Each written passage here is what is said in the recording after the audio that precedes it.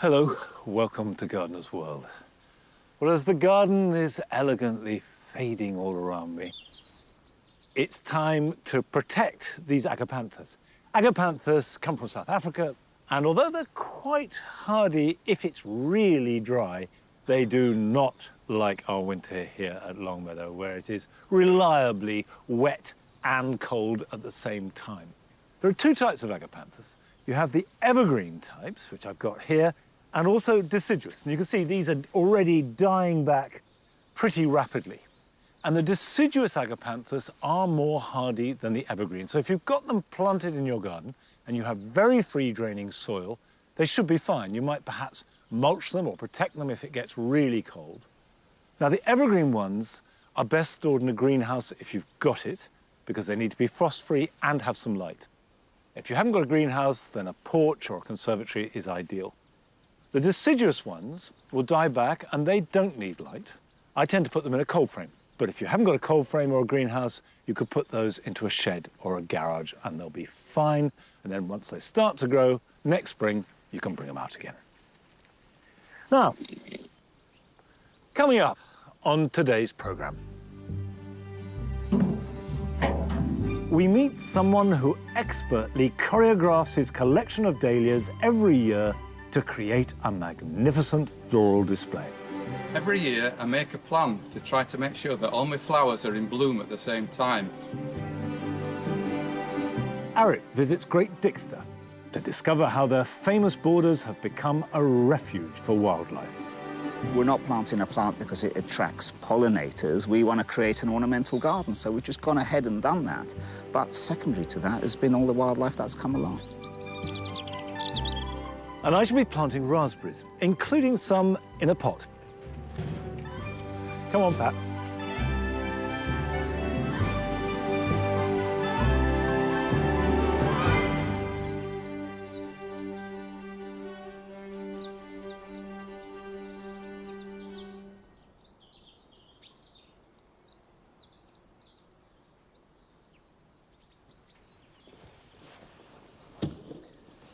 Now, as well as protecting agapanthus and other tender plants, I've got a herb growing in these cold frames that has been wonderful all summer, but hates the cold, and this is basil.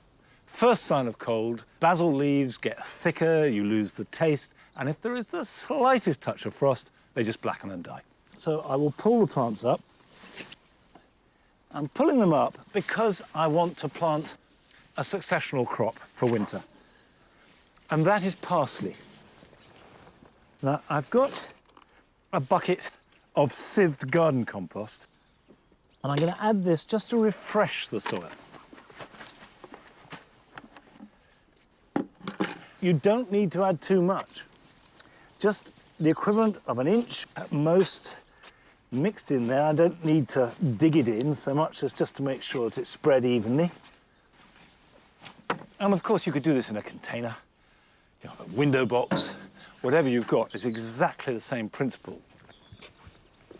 This is a flat leaf parsley that I've grown from seed. And what we have are nice, strong, individual plants. So if I take out a plug, there you can see that's a nice, healthy plant with roots showing on the outside of the plug, which means that it's ready to be moved on. And it's a member of the carrot family, so it will form a deep tap root. So we'll just plant these out at about 6-inch spacing. Parsley is a vigorous plant that will grow 18 inches tall, and if you give them room to grow, you'll get much more in the way of harvest than if you have masses in a small space. That will ensure that we have a really generous supply of parsley all winter long. Now, last month, Joe went to Romford in Essex to visit Longhouse plants. And what he found there was more than just a fascinating nursery.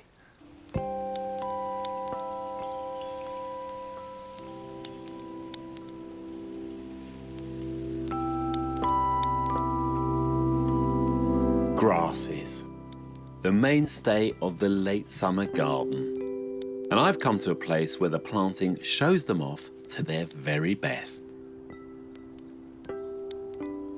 This is a gorgeous border. It's got everything. It's got these lovely miscanthus grasses that are so tactile and they capture the light beautifully.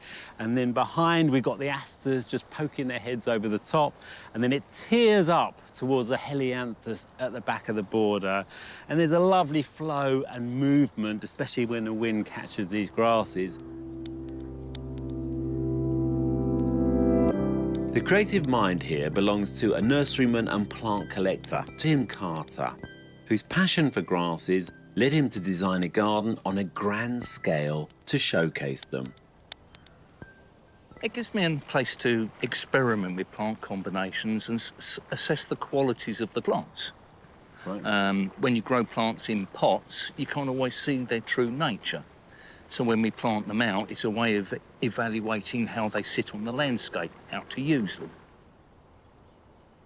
You've obviously got a great designer's eye when it comes to combinations of planting, but how do you approach a design? Most people design a space and then when they have their garden, they decide where to put the seating as an afterthought. I always start any design with a chair and I use my imagination to imagine what I'm going to look at. So what have you created here as far as the composition? I try and place the grasses on an east-west axis so that the sun moves around them to show the grasses off during different times of day. So we're looking down the line of an Argentinian feather grass, Stipa pseudoichu, and then we're looking across to the Persicarias at this time of year. Yeah. Beautiful, isn't it? Oh, it sways, it moves around. And the asters, beautiful popping up there. It's a lovely look. That particular aster you're pointing out, Aster fricatii, that's Aster fricatii munch, it sits well with the smaller grasses. Yeah. With the, what we used to call sedums, I still call them sedums. I can't remember, Joe. Can you remember the new name? Hylotelephium. Thank you very much. Whatever, it's the look of it I like.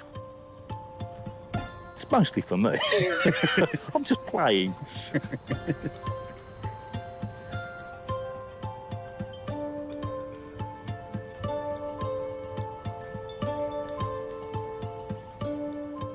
This is a really lovely wide composition here. I mean, I know form's important to you, but colour is as well, but it's quite subtle, the colouring here. Deliberately so. I'm trying to relate everything to the background, to the fields and the hedge line beyond, but I'm always very, very careful with colour, specifically yellow. There's a thread of yellow that I link across the landscape. All that's done deliberately. Not only forwards to backwards, but also from side to side. So I'm linking the colour leaves of the shrub of the cornice over there, I'm linking that to the background helianthus that are in flower at this time of year. Generally with yellows, I try and use them from 1/3 to 2/3 the length of the garden. OK. Because your eye's always taken to a yellow, and if I put it right at the very, very back, it would shorten the background. So if I use it between 1/3 and 2/3 and sparingly, it increases the sense of space.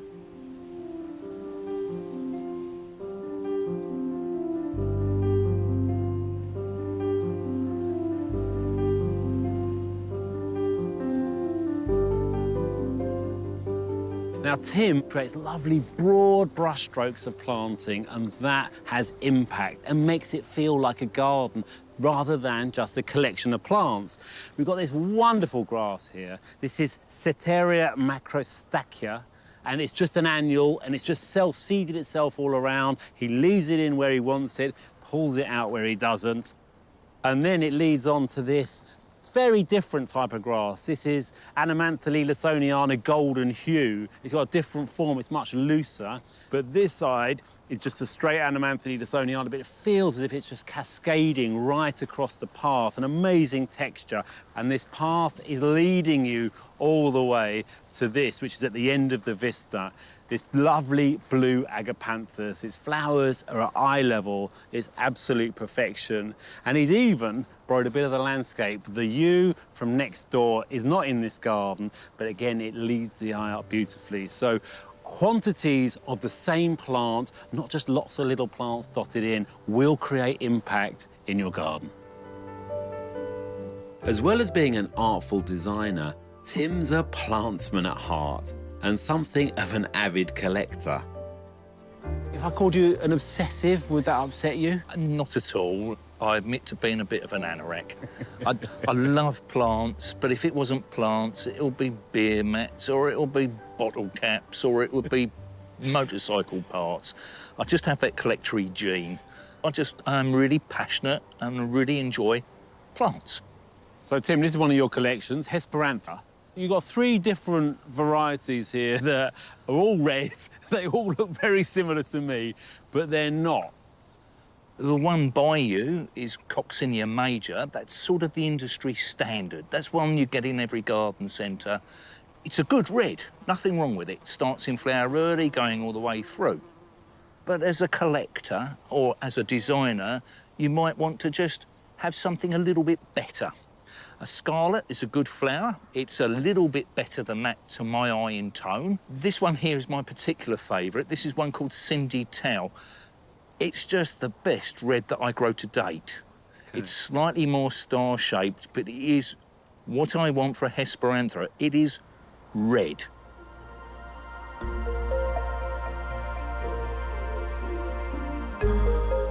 So, Tim, there's a lot going on in this garden. It's all a reflection of you, really. There's the botany, the science side of things, there's the collector in you, but there's also the designer, the artist in you as well. Would you say that's about right? It's all encapsulated in this space? I think that sort of sums it up.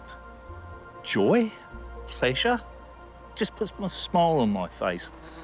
And it's a real privilege to be able to get to share it with people. It's just magical. Yeah, well, you've created a haven, no doubt about it.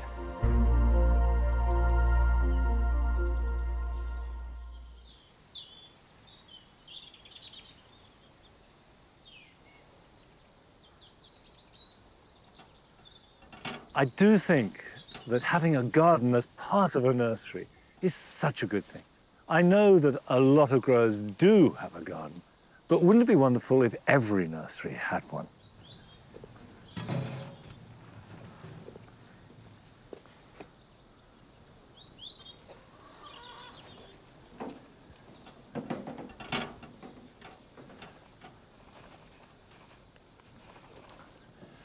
I've made some changes here in the soft fruit garden, and I've managed to get hold of some bare root plants of autumn fruiting raspberries. Bare root plants are grown in the ground and only lifted in the dormant season. And once they're lifted, they are sent straight to you by post, and you have to plant them almost immediately. This is the window of bare root planting, from now through till next February. And when you get them, they will look just a bundle of bare sticks with roots attached. And the really important thing is that these bare roots never dry out for an instant. So the first thing you should do, if you possibly can, is give them a drink. Unwrap them and put them in a bucket of water. Now, I've prepared the ground already, and you can see that it's a strip.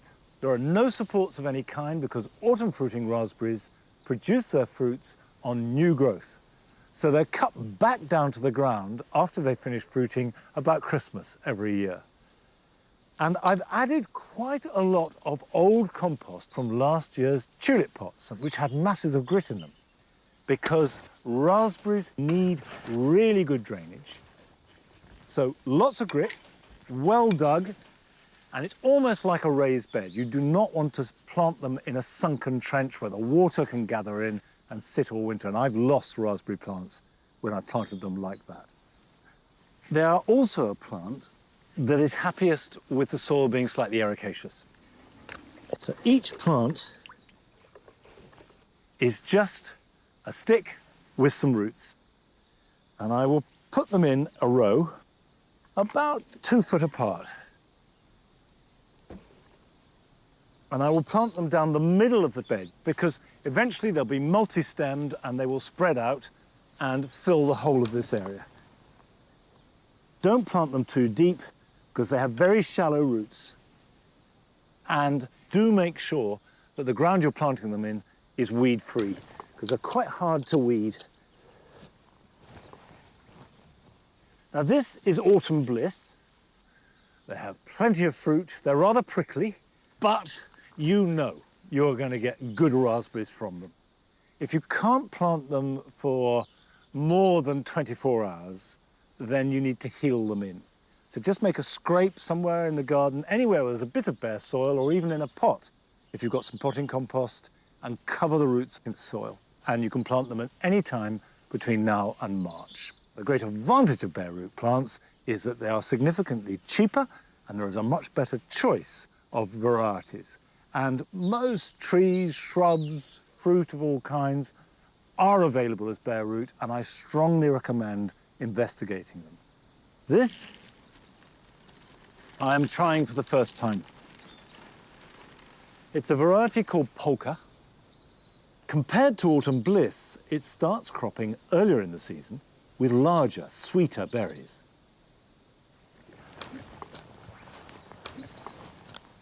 I will water these in and then mulch them thickly and leave them.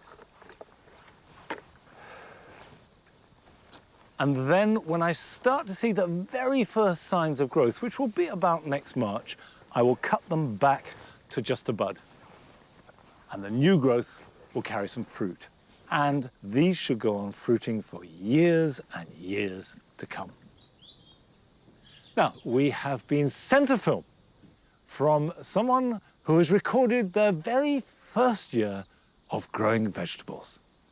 Hi, my name is Susan. I'm from Telford, Shropshire, and this is my veg garden. I'm a first-time veg grower, so this year has been all about experimenting for me. Initially, it was just a few seeds shared among friends. I pretty much followed just one rule. I like to cook what I grow here, and I only grow what I like to eat. As you know, most of us use crocks to provide better drainage at the bottom of the pot. But a friend of mine suggested using coconut shells. And I cook a lot of Indian cooking, so I have lots of coconut shells left over. I collect them all, and when I'm ready to pot, I put one at the bottom of the pot, and then I use compost as normal. So this has two advantages for me. One is that I don't have a lot of crops lying around, and the other one is for the coconuts, it's much more biodegradable, and it's a better way of using them.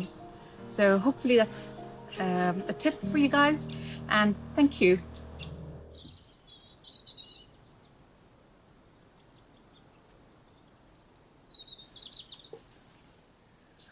For a first-timer, that vegetable patch is very impressive, Susan. And I like the coconut idea. Mind you, I don't generate that many coconuts in the kitchen, but still, I will bear it in mind. Now, I've got another raspberry to plant, but this one is different from the ones that I've just done in two respects. The first is that this is a dwarf raspberry. It doesn't get much bigger than this. It's called Ruby Beauty, and it's the first truly dwarf raspberry plant ever bred. It's been around for a few years now and has proven itself to be hugely successful, not only as a raspberry that you can grow in a pot, on a patio, but also as one that is really productive. It is also summer fruiting, so we'll produce that fruit in June and July. Now, you buy it like this in a pot. You won't get bare root plants of this, but it will need a fresh pot because this pot is not big enough to give it the nourishment it needs. It should be planted in a pot that is at least 20 litres big, and this is a 20-litre plastic pot. And this, by the way, has got good drainage holes, so don't forget, whatever you use, make sure there's plenty of drainage because raspberries hate getting too wet. And I have prepared some compost that is specifically designed to make a raspberry happy. I've added some leaf mould and some composted bracken because that gives it an ericaceous edge. Now, I've also added in some vermiculite for drainage, but any peat-free, bark-based compost will do the job perfectly well. Just check and see how that is for height. Well, that's about right. Don't sink it too deep in the pot because, again, you want it so that the roots can drain. And of course, you don't have to grow this in a container, but there's no reason why you can't plant it out into the soil if you want to. Right, I'll put that round there. Now, if I just shake it, the compost will work around it. Now, that will be good for quite a few years in that pot.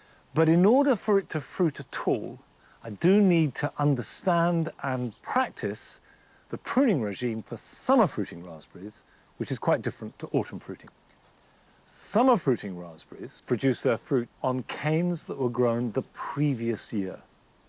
So all this growth that we have here now will bear fruit next summer. So what you do is prune out all the old growth, i.e. the ones that bore fruit this year. Now, there aren't many on this, it's been pruned back. You can see there you have the cut back stubs of the canes that produce this year's fruit. And I've got one there, so that can come back, and that can be cut back. So you take off the old growth, leave the new, and that will guarantee you fruit next year. And in terms of looking after it, these are tough plants. So it'll take any amount of cold, as long as it's got good drainage. This can go in a sheltered place. You don't have to grow it in full sunshine. And I'm really interested to see what the fruit is like and how much there is next June. Of course, this is deciduous, so it will lose its leaves. Don't worry if they all fall off, because they will all grow back next spring. And this is the time of year when leaves are dominating the colour in our gardens, but nothing can match the intensity of colour that you get from maples, particularly the Japanese maples. And this is the perfect moment to pay another visit to Ray and Michelle Blundell's garden in Burton-on-Trent, which is packed with glorious maples of every hue.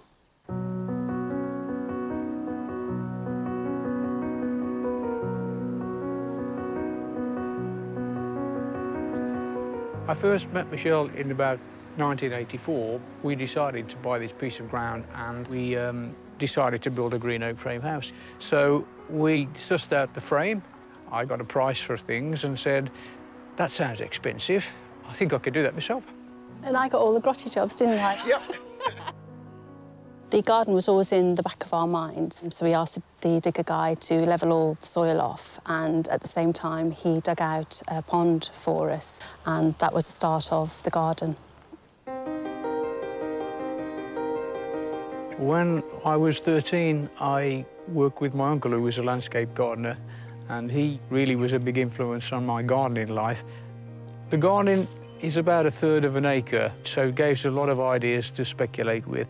Michelle wanted to see particular trees and things from the house, and so we sat down with a piece of paper, sorted out the plants that we wanted, and Japanese maples figured largely in that, because they were such wonderful things with colour in the spring, through the summer, into the autumn, and then the coloured stems all the way through the winter.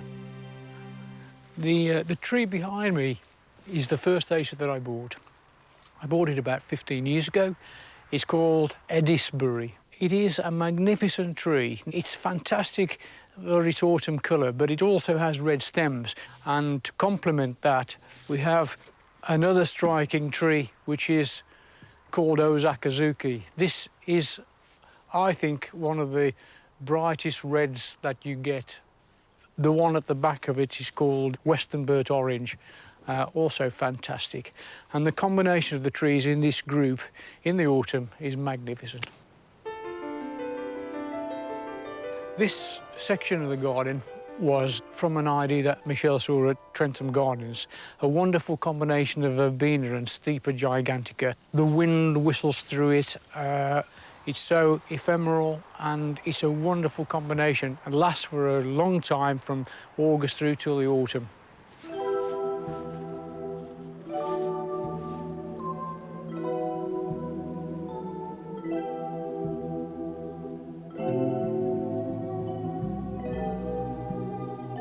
This is where I overwinter my young aces. It's airy, it's light, but it doesn't have the rain falling onto the aces, which is what you need to protect against during the winter. They don't mind the cold. They're OK down to, I think, -18. But it does serve as a sort of a nursery over the winter and stop them getting too wet.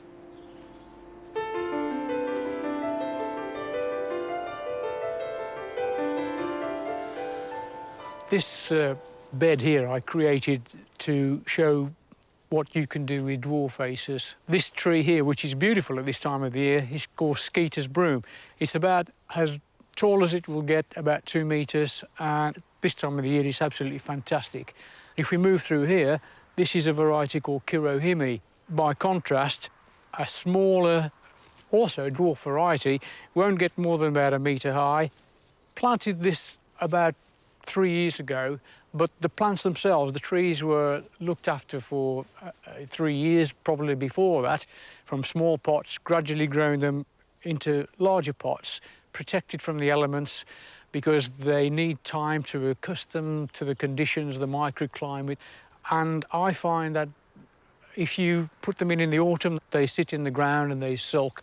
They don't like those conditions over winter. Whereas if you plant them in the spring, give them a few months through the summer to establish themselves, then you get all the beauty of the new leaves and you find out if it likes it there. And in the autumn, this is what you get.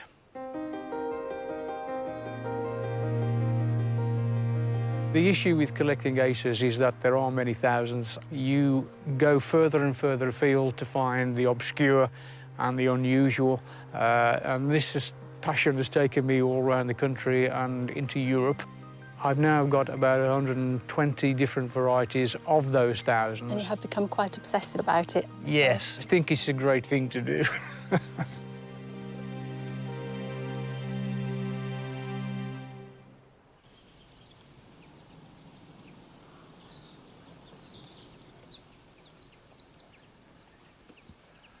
I wish I could grow decent maples here at Longmeadow. Last May I planted a Zakazuki, the Acer palmatum, and it seemed to be doing OK, but it suffered badly this summer, and it's defoliated and is not looking at all happy, and I think it was the wet of last winter. So maybe sometimes you just have to pass and move on, but I'm not going to move on from trying to grow really good heleniums, because I love heleniums. That incredible range of caramels and burnt oranges and deep, lovely burgundy colours and sometimes bright yellows, which go from July through till November. And they are perfect for the jewel garden. And I have grown them a lot and they grow fine, but I can't keep them. They don't last through our winters. So I'm doing a little experiment. I've got one here, which is Helenium Chipperfield Orange. But I put 3 in and I intend to treat each one differently. One I'm going to dig up now that I will put in a cold frame and water maybe every 2 or 3 weeks. Another I'm going to cut back so its energy goes into the roots, and the third I will leave as it is, which is what I normally do with heleniums. And then we'll see which one grows better next year, and that will give me the clue of how best to deal with them in this garden. And that's the key to good gardening. Right, let's dig this one up.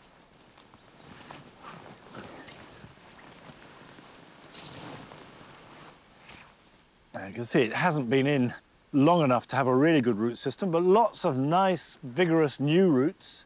So I've got a pot here that we'll stick it in. That is going to be protected. And then the next one I shall cut back.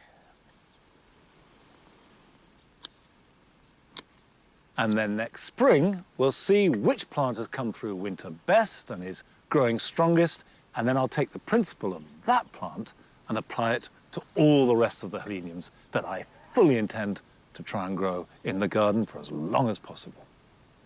Now, still to come on today's programme. Arit visits Great Dixter to find out how important our gardens are for wildlife. But first, we're going to Stockport to meet Jeff Hoyle, who prepares his hundreds of dahlias to rise to a glorious crescendo every September.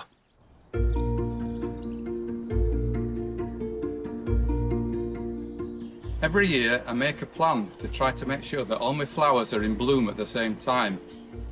I have a planting scheme to try to create a wall of colour that looks at its best in the first week in September when we open our garden for charity. Now you might notice that I quite like dahlias. In fact, I grow about 450 of them. There's such a wide range of shapes, contrasting colours. Some have delicate flower formations, some are big and brassy, and some are just downright weird. Some only reach 18 inches in height, but others can reach about 8 feet in height. In fact, some of my favourite varieties are the taller growing ones, such as Westerton Ella Grace, Rycroft Delight, Kenora Clyde, Homatland, and Kenora Wow. In theory, it will be possible to create a wall of colour using dahlias alone. But because dahlias come in every colour apart from blue, I needed something extra. So I invested in some blue asters, verbena, and some salvias to create a blue effect. When it blooms past its best and starts to expose its pollen, I deadhead it to try to stimulate further flower growth. That's not good for attracting the bees, so I'd grow some open-scented plants like Argyranthemums, Rudbeckias, Salvias, and late-sown marigolds.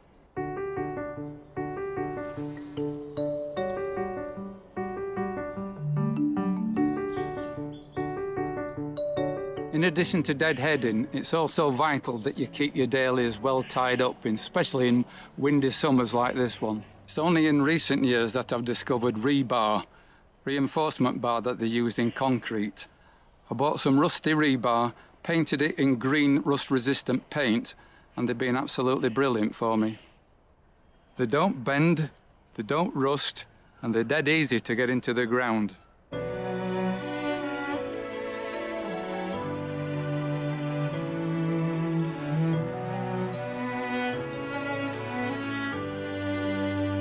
All in all, despite a very dry spring and summer monsoon and gales throughout, it's not been a bad year. The plan seems to have come to fruition. But next year, I'm determined to do even better.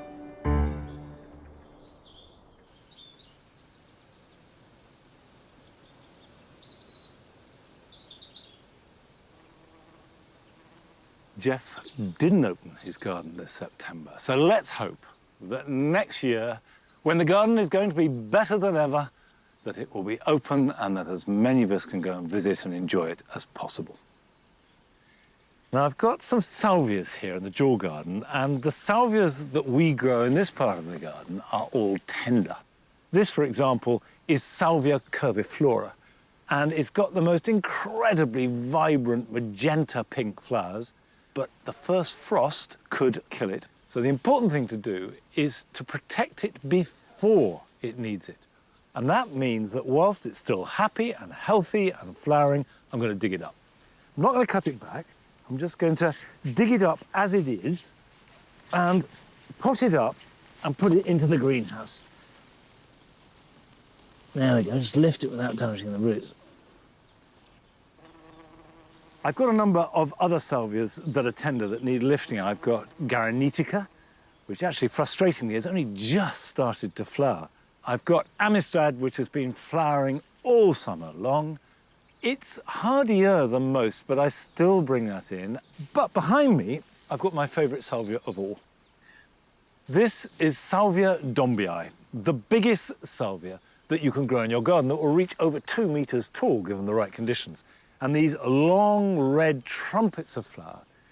But like the curviflora, it is tender. It comes from the mountains of Bolivia and Peru, and certainly wouldn't last through till next spring if I left it outside. So I need to dig this up too and take this into the greenhouse as well. Now, all of us have had to adapt and change our plans this year, sometimes radically. And we've been sent a film from Stonemarket in Suffolk from a young couple who set out this year on their allotment growing flowers for a very specific purpose. My name's Elizabeth and I'm here with my fiance Bramwell. We've got this allotment recently. We got it in November of last year. So it's our first ever allotment. So the plan is for it to be a cut flower allotment for our wedding that's in September, if that still is allowed to happen. At the moment, the plan is to have 2 rows of dahlias, which are going to be things like cafe au lait, which is a very wedding-y flower. And then we're also going to have some cosmos and some snapdragons as well in this bed here. At the moment, it's just all weeds. Weeding has just become our full-time job at the moment.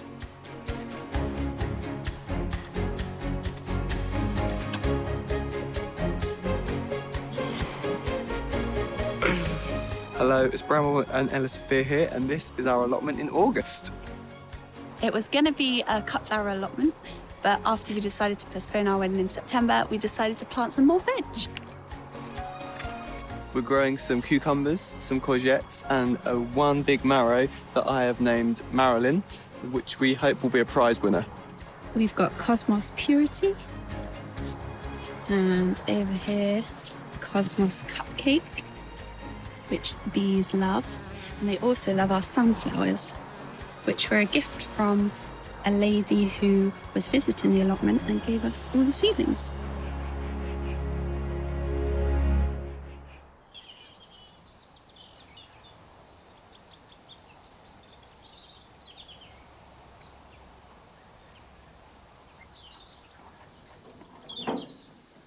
Well, let's hope that Ella Sophia and Bramwell have their wedding next year and it is bedecked with flowers from their allotment. And I know that so many couples have had to postpone their wedding plans.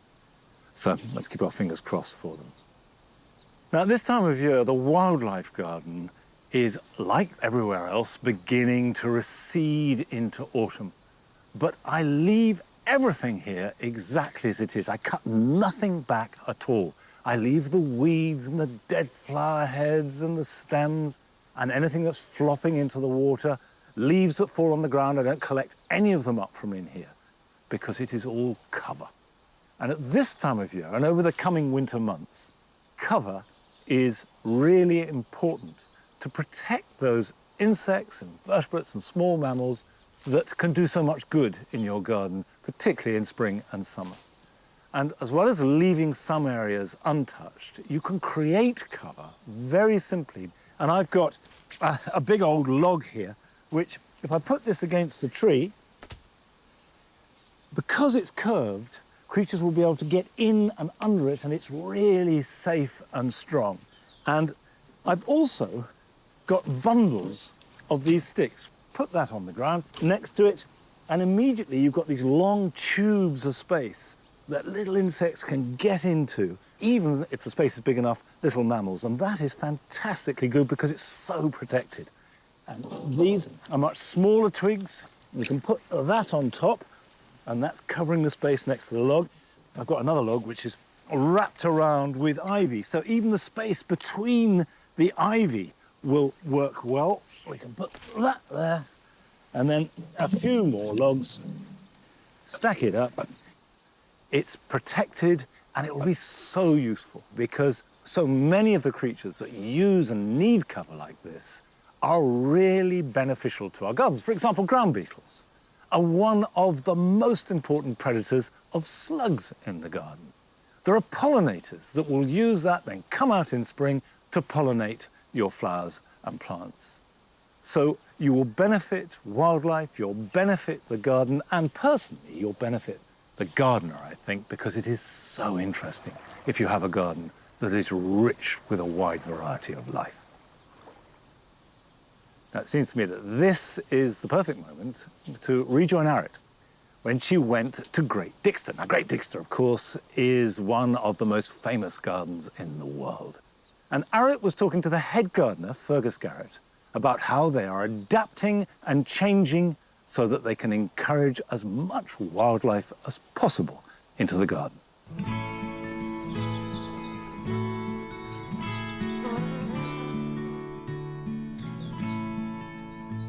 Fergus, you've been here over 25 years, and I'd have thought that you would know every inch of this garden, you know, every flower, every blade of grass, but recently you've had some new insight.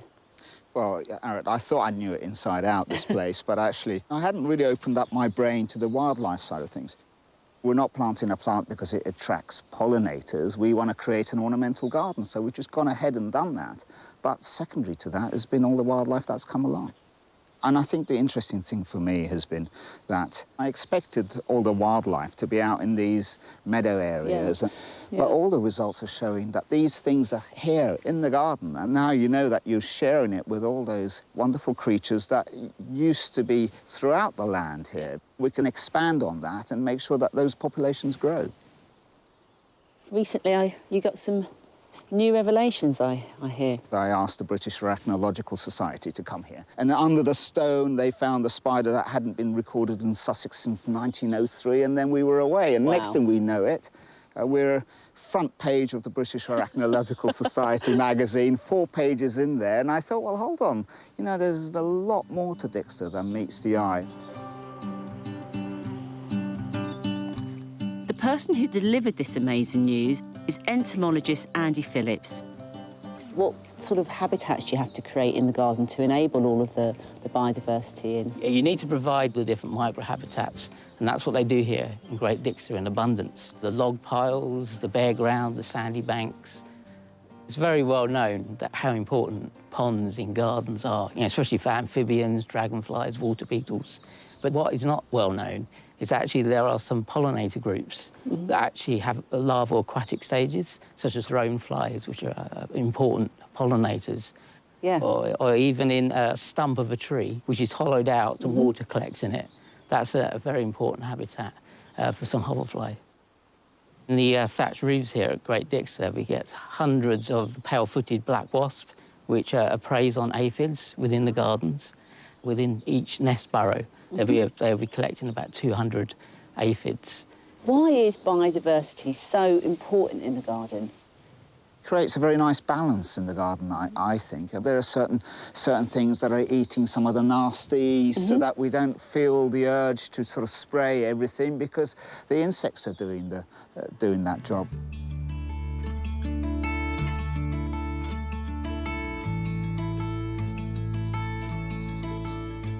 Oh, this is a fantastic walk. You get quite a variety of different bees actually nesting in the loose mortar and the crumbling parts of the wall. But one of the most abundant species here is the green furrow bee, tiny little metallic green bee. Mexican daisy, I mean, presumably that's good because it flowers long times? Got a very long flowering time. There's a fantastic nectar and pollen resource on this wall, and especially as it's south-facing, it heats up, and so you get huge variety of mining bees and furrow bees actually collecting pollen. You know, you've got quite short grass here and then you've gone longer. Is that deliberate? Well, this is a meadow that was cut, and this is the mown bit.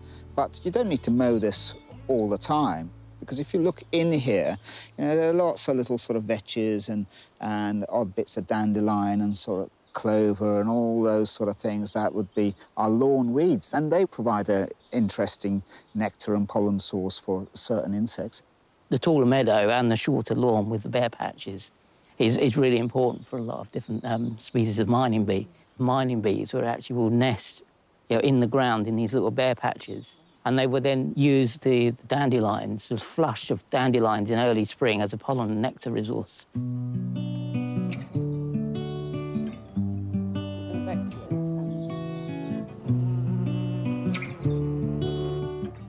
I know this garden wasn't created as a wildlife garden, but what do you think you've done to kind of really keep that going in terms of your gardening practices? The fact that we don't cut everything down at this time of year, and we've always had a long season of interest at Dixter, which gives you a really long season of pollen and nectar sources.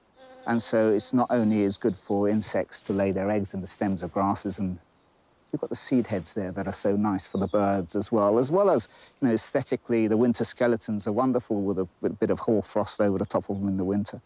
The botanical diversity of a garden such as Great Dixter is really good for a whole range of invertebrates, but particularly moths. And this is a typical sort of autumn species of moth called the myrtle du jour. There he is. Yeah.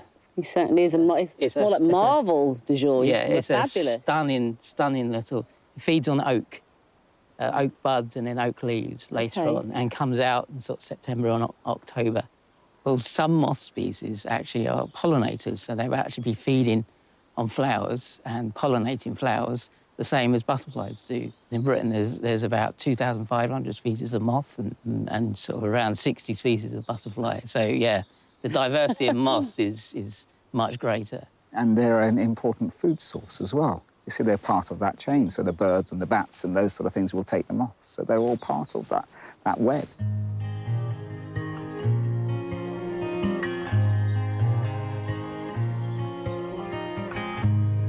And that really is the classic Great Dixter view, isn't it? So the interesting thing about this is that it relates to somebody with a smaller garden because collectively a number of small gardens working together can have the same effect. The wildlife doesn't need to exist out there in nature reserves and out in the countryside. It can come into these suburban and urban places.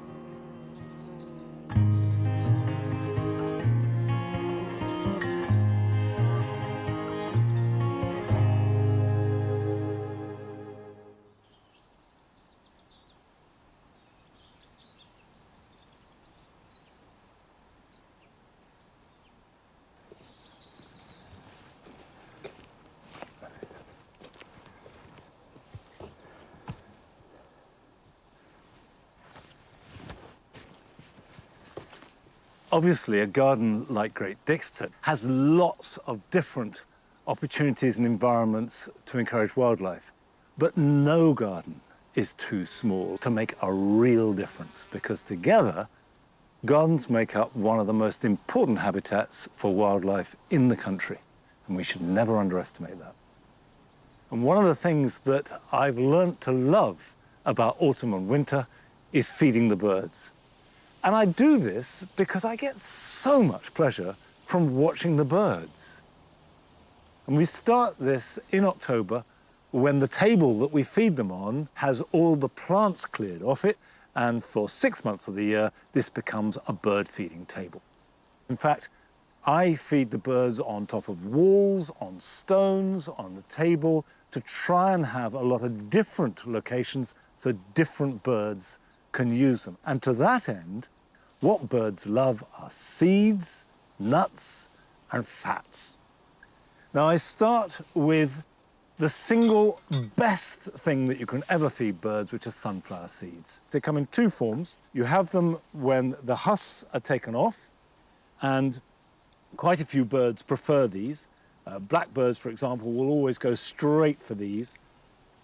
And then you can get them unhulled, and some birds like the process of taking the hulls off, and their beaks are specially adapted to do that. Of course, if you're growing sunflowers in the garden, don't cut them back, but leave them for the birds to extract every last seed. And I sprinkle them on the log. What I want to do is make it hard for some birds to get at it, and make sure the little ones, like the robins, can get their sharper beaks into the crevices. I also have stones, which I put on the table, which again just provides variety. The other seed which I always use are Niger seeds. These are absolutely tiny, little black seeds that are ideal for finches. Goldfinches, for example, love them. You'll see them in the garden feeding off thistle heads, and just sprinkle those on. It's just like creating a dish. And then on top of that, you can buy some of the dried mealworms, which you'll find blackbirds and robins absolutely adore, and the starlings will come in and eat these as well. So we've got a little bit of protein there for them. And a favourite are peanuts. You can fill a wire hopper like this and hang it up. And this will attract not just tits, but also we get the great spotted woodpecker. And it's important to make birds feel safe. So don't put it out in the open. If you can put it under the shade of a tree or a shrub, and what we find is The birds like it if you hang these up on a wall. And that also keeps them out of the way of rats and squirrels too. You can also feed fats. Fats are very high in calories, and that's really important. You can provide fats in slabs and these cages, which you hang up, and we find that the long-tailed tits, which arrive in great family groups of up to a dozen birds, will feed greedily, and then there'll be a noise, and the whole thing, like a puff of smoke, will disappear. I love watching them. So you hang that up, or you can use fat balls, and you can get special containers for fat balls. You just pop them in, and you can either stand them on a table or hang them up. Finally, don't forget to have fresh water. It's really important that there is a water supply all the time, and birds will use this not just to drink, but also they will use it to wash. And if it's frozen, really important to make sure the ice is broken and there is a supply of water even in the hardest frost. And as well as the reward that you get from sharing your space with birds, there is a huge benefit to the garden, because the more birds you have in the garden, the fewer caterpillars and aphids and slugs and snails you will have. And birds are one of the linchpins of a really healthy garden. Now, I love to see the films that you're sending in of your gardens, wherever they come from, but I get special pleasure if they come from the other side of the world. And we've been sent a film from the United States of America. Hi, I'm Meg, and we live in the mountains in Eden, Utah. This spring, we had a lot of time at home, so we decided to redo our front yard. It was a manicured lawn, which we felt didn't blend in well with the surrounding natural landscape. So we wanted to replace it with wildflowers. We started by killing all of the grass, except for a strip down the middle, which we kept for a path. Then we tilled the dead grass, raked it, and put down seed. What are you guys doing? Sprinkling wildflower seeds. We also had space for a vegetable garden. We laid a border of old railroad ties around the outside and bordered the vegetable area with lumber. We filled the raised beds with good soil. All of the dirt's been tilled and raked. We got all of the seed down. We've watered the seed, and we'll keep it wet for at least a couple of weeks until everything germinates. And hopefully we'll have a nice wildflower meadow when we're all done. Within a couple of months, we had a beautiful, full wildflower garden. Our vegetables were growing, the bees were buzzing, and we had many insects and birds. It has been a wonderful place to sit, relax, and enjoy nature. I would absolutely recommend to everyone to replace their lawn with wildflowers.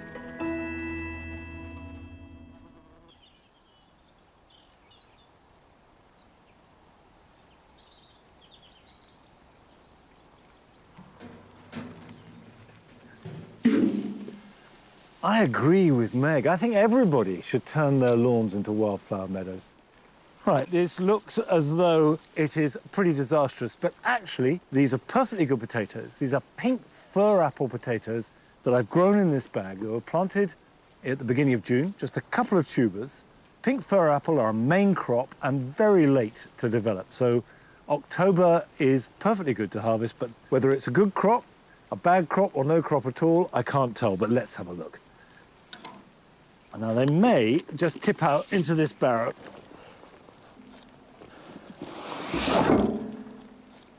No, that's so wedged. I think I'm going to have to cut it out. It always seems a shame when you cut one of these bags, which are very useful. All right, there we go. Are there any oh yeah, at least there's one, I can see that. Here we go. Right, I've got a container here.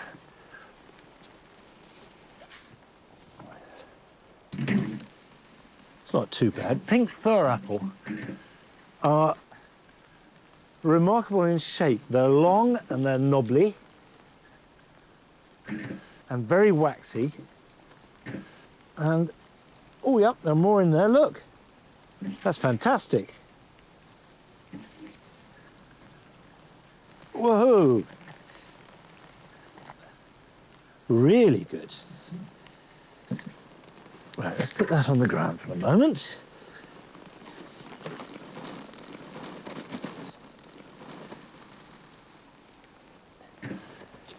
How about that? Just from one bag. I think that's what you call a good job. And here's some more for this weekend.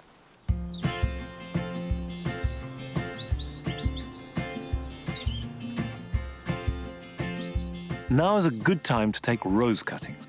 Choose a nice, vigorous growth about the thickness of a pencil. This can be subdivided into lengths about 6 to 9 inches long, but make sure that you mark the bottom of each piece by cutting it at an angle. Remove either all or most of the leaves and then bury the cuttings in a gritty compost so only the top is showing. Put this to one side, it doesn't need any special protection, and leave it over winter, and it will start to show signs of growth next spring.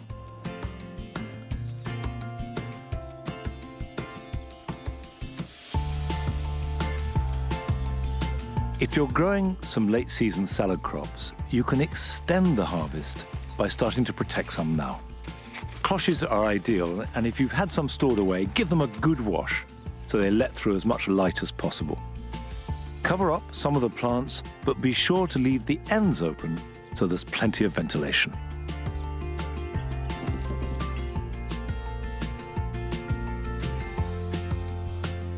If you pot up paper white daffodils now, they will be ready for flowering indoors at Christmas time. I'm choosing a variety called Ziva, which is full of flower. Use a fairly deep pot, put in the bulbs, and then cover them up with at least 2 inches more compost. Water them and put them aside so they're protected. In about 6 weeks' time, the shoots will appear, and then bring them indoors to a sunny, warm windowsill, and they'll start flowering a few weeks after that.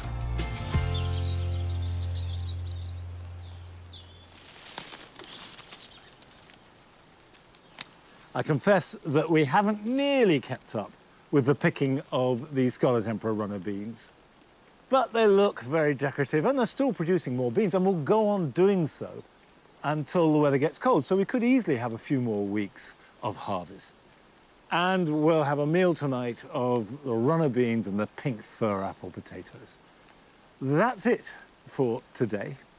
Don't forget that on Sunday morning, the clocks go back. So tomorrow is your last day of summertime. And I will be back here next Friday for what will be the last Gardener's World of this year.